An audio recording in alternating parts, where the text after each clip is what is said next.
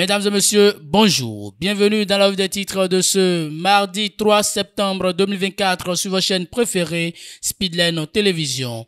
C'est le quotidien Le Révélateur du jour qui ouvre le bal de ce numéro. À la une, forum sur la coopération sino-africaine. Les travaux démarrent ce mercredi, informe le quotidien. Année scolaire 2024-2025, le CNE fait des recommandations. Lors de sa récente assemblée consultative, le Conseil national de l'éducation a présenté un ensemble de recommandations visant à moderniser le système scolaire pour l'année 2025. Ces recommandations couvrent plusieurs domaines clés afin d'améliorer l'efficacité et l'inclusivité du secteur éducatif national. Vous aurez plus de détails à la page 6 de ce quotidien. Toujours avec le même quotidien, décentralisation au Bénin, de grandes réformes annoncées pour dynamiser les collectivités locales.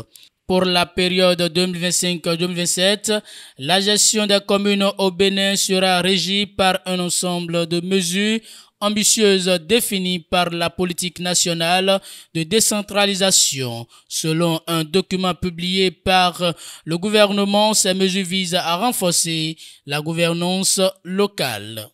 Et pour finir avec ce quotidien réussite entrepreneuriale, Biotchane sensibilise les jeunes. Le ministre d'État chargé du développement et de la coordination de l'action gouvernementale, Abdoulaye Biotchane, a échangé, partagé les opportunités d'emploi avec la jeunesse béninoise. Ceci dans le cadre de l'initiative l'après-midi de l'emploi et de l'entrepreneuriat qui a eu lieu le samedi 31 août dernier. La boussole hyperactivisme du maire de Cotonou sur le plan national, quand Atropo confond vitesse et précipitation. L'ancien maire de Boycon et actuel édile de la ville de Cotonou ne se donne pas du tout du repos ces derniers temps.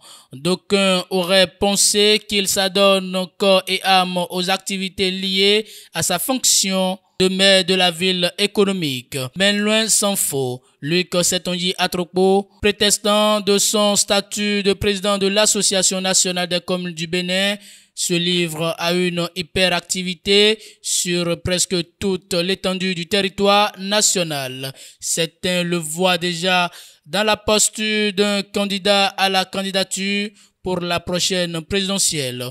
Pour qui connaît ce membre fondateur de l'Union progressiste Le Renouveau, il pourrait bel et bien nourrir cette ambition. Les détails sont à lire dans les colonnes de ce journal. Dans la joie et la ferveur, 707 espaces marchands ouverts au public dans le nouveau marché de Ménotin. Le ministre de l'Industrie et du Commerce, Shadia Assouma, a procédé dimanche 1er septembre 2024 à l'ouverture du nouveau marché de Ménotin dans le 9e arrondissement de Cotonou.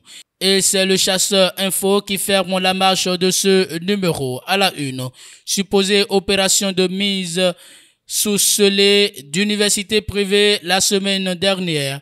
Intos, aucun établissement n'a été fermé. Depuis quelques jours, il est relayé dans les médias la fermeture de certains établissements privés de l'enseignement supérieur par la Direction générale de l'enseignement supérieur. Il s'agit de 6 universités privées qui auraient boycotté la réglementation.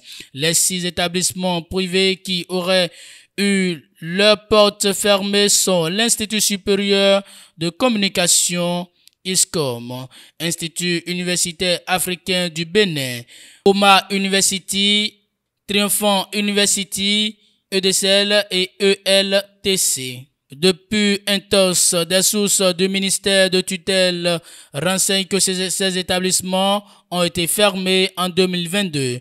Par la suite, ils ont été ouverts après avoir respecté les consignes du gouvernement.